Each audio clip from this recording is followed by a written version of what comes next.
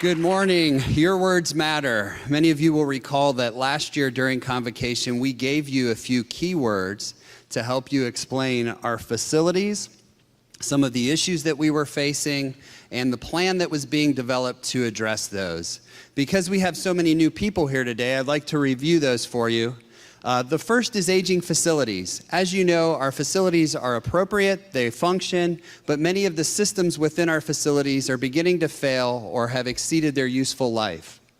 Second, balancing high schools. As we look at growth in our school district, it's anticipated that Thomas Worthington is going to grow quite a bit faster than the population at Kilbourne High School. We feel that there's some benefits with programs as well as concerns about capacity, and we must look at balancing our high school population. And third, we're beginning to exceed space. Many of our schools are already looking at portable classrooms or have had portable classrooms installed, and we anticipate that will continue in the future. These words still matter, so we certainly appreciate you sharing those with our community. You may also recall last year during Convocation, Dr. Bowers stressed big things big, small things small. And he illustrated that by sharing a story about how he had connected his hammock to an older post on a deck, and it wasn't long before that post failed, sending Dr. Bowers his coffee and his book to the ground. This year, we would like to illustrate our financial picture. And while I would love to use Dr. Bowers laying on the ground, he wouldn't give me permission to do that. So we're going to go with this.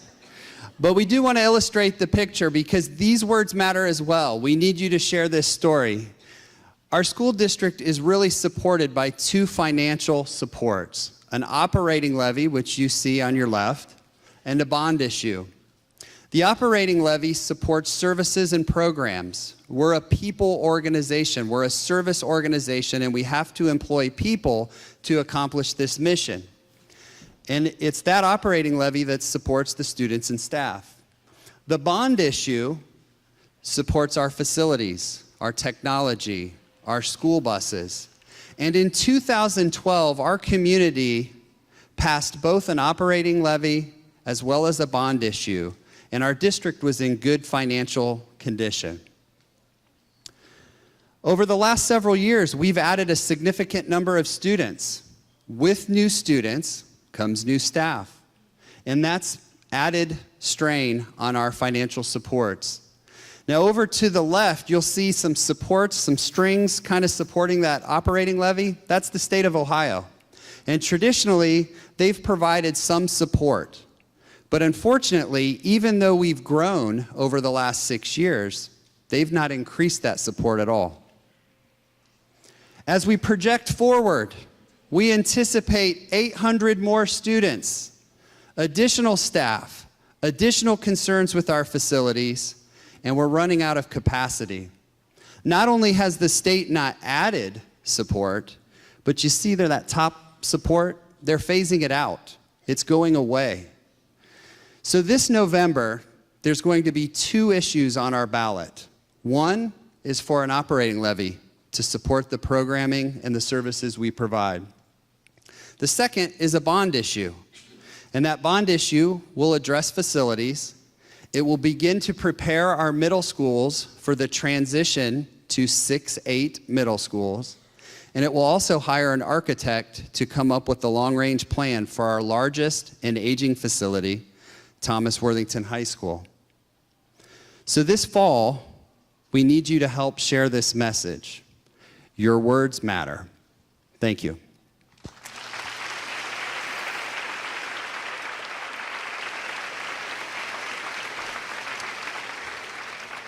And at this time, I'm going to turn it over to Nikki Nesda, and she will present the award for our compassionate teacher.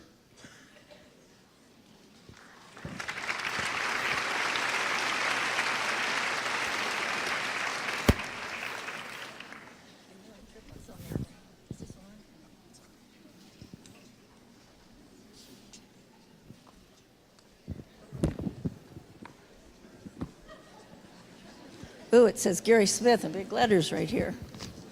Hi, thank you everybody for sharing some time with us. I would like to say a few words first about a topic that will help us to be kind to kids, requires us to be present with kids, to serve, to help them grow, and it's an essential part of communication. I want to talk about listening. Do you know that most school shootings have been carried out by young men whose emotional suffering, skewed worldviews, and extreme sense of isolation was unknown or unacknowledged by the adults in their lives? Did you know there's an epidemic of loneliness in our society and an increasing incidence of mental health issues in today's youth? So I want to ask a question. What if? What if the adults in violent students' lives had really listened to them? And while we're at it, what if we listened to the bullies, the victims of bullying, substance abusers, kids who are contemplating suicide, those who have been abused, those who are thinking about dropping out of school? We don't even know who the kids are who are suffering in silence. What about our colleagues? And what about us? Think how being listened to can change one's life. Remember, kids' words matter too. I've been reading research this summer about empathetic listening, and I found out that researchers believe that listening ignites, quote, a vital human force, a vital human power, the power of human connection. When a person, and in our case a student, is listened to and a connection is formed, the student feels heard, respected, and understood. That is, the student no longer feels isolated and alone.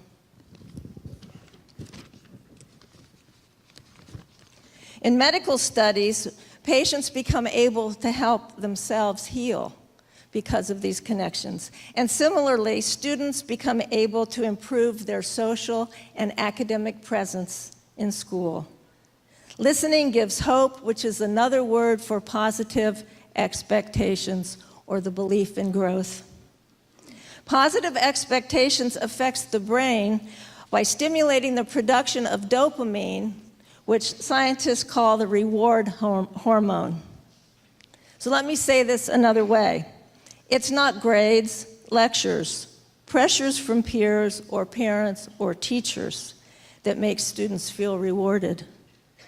It is the positive expectation that develops from human connection that stimulates students' own brains to reward them intrinsically. Isn't that what we want for our students to feel intrinsically rewarded for their learning? Human connection releases neurotransmitters in other parts of the brain as well, including those that receive information and process it. So you see, human connection promotes learning. And there's more good news.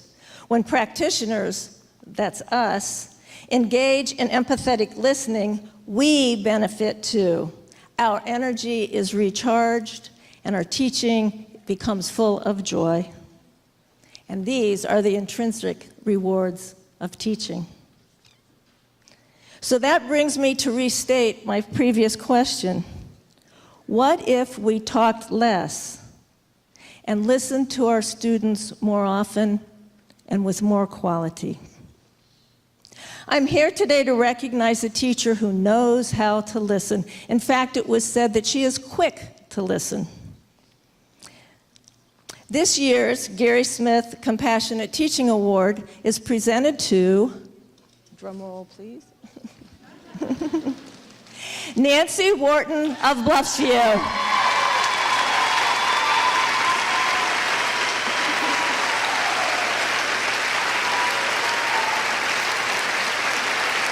Nancy, will you and Cindy come on up to the stage, please?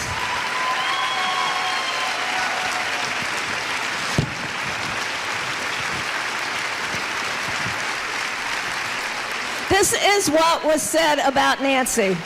She values every child. She doesn't give up no matter what the child's circumstances are.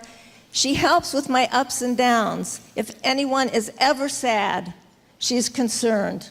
She teaches empathy by teaching about the lives of the people in her history lessons that she's conducting. Hi. She walked up here faster than I was prepared for. Still, she has energy. She anticipates student needs, is responsive, respectful, and accessible. She does whatever she can so I can learn. No matter what happens, she is always helpful. We keep hearing a repeating pattern here. No matter what. No matter what. She makes me feel wanted. She is the reason I don't fail. She asks if something is wrong, and she is quick to listen. And this is what every teacher wants to hear. See, you've achieved this. In return for the way she treated me, I tried to listen to her and pay attention.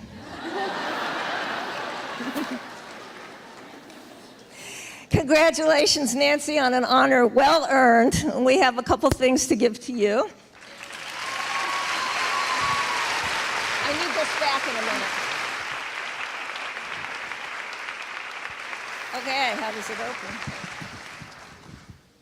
First, we have our Suitable for Framing, Gary Smith Compassionate Teaching Award Certificate that you can proudly hang anywhere you want.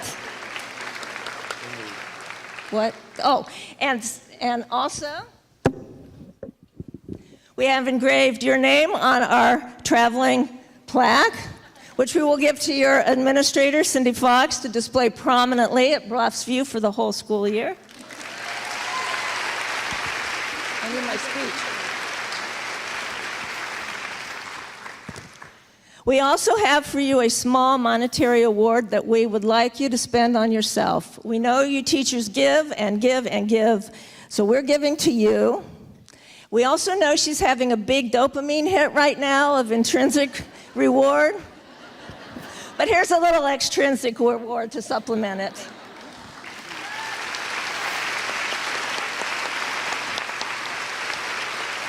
Congratulations, congratulations. Our words really do matter, and I appreciate the kind words that everyone has written about me. Thank you. Thank you. We want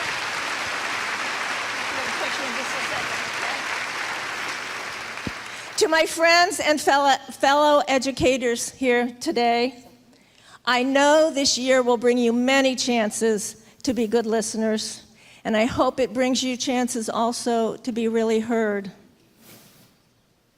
So I send you off to your schools, your cafeterias, your buses, your hallways, so that you can be superheroes like Nancy. And I've learned today also, like all the teachers at Worthington Park, look at their shirts. Go back to your schools and activate your vital human power, the power of listening. Thank you and have a great year.